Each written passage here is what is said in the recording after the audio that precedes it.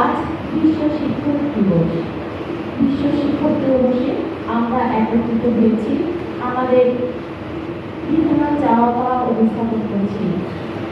বিশ্ব শিক্ষক দিবসে আজকের পরিচিত বিষয় হচ্ছে শিক্ষকের কণ্ঠস্বর, শিক্ষায় নতুন সামাজিক অঙ্গীকার। আমরা অঙ্গীকার তখনই বাস্তবায়ন করতে পারব যখন আমরা আমাদের ন্যায্য পাওনাগুলো সুন্দরভাবে বুঝে পাব।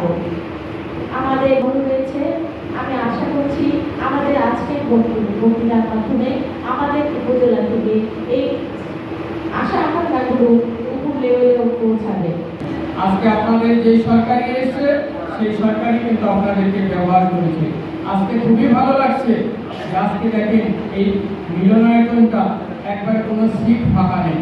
এত সুন্দর লাগছে যে এরকম প্রোগ্রাম কখনো মনে হয় হাকিমপুরে হয়েছে কিনা আমার জানা নেই। আজকে তাই এই আয়োজক যারা আছে তাদের প্রতি আমি কৃতজ্ঞতা জ্ঞাপন করছি।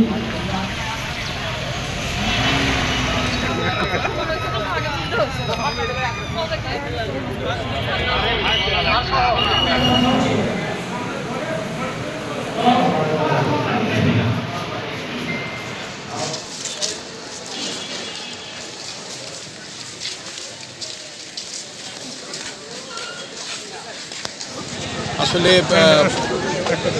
শিক্ষক দিবস উপলক্ষে এবার আমরা যে পরিসরেই এটা পালন করছি সেটা বোধহয় রাজশাহী বিশ্ববিদ্যালয়ে এই প্রথম এত বৃহৎ পরিসরে আর কি। তো আমরা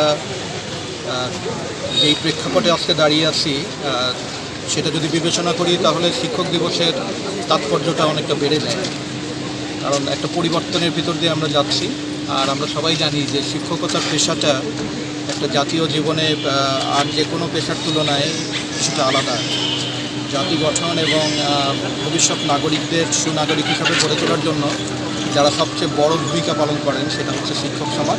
খামেরা তো দাগ হয় কিভাবে? এই যে ভাবি, দাগও যাবে রাগও যাবে, নিন চাকা সুপার হোয়াইট।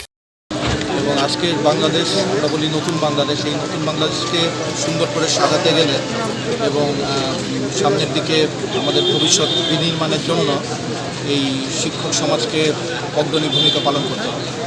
এবং একই সাথে আমাদের খেয়াল করতে হবে যে ছাত্র শিক্ষক সম্পর্ক,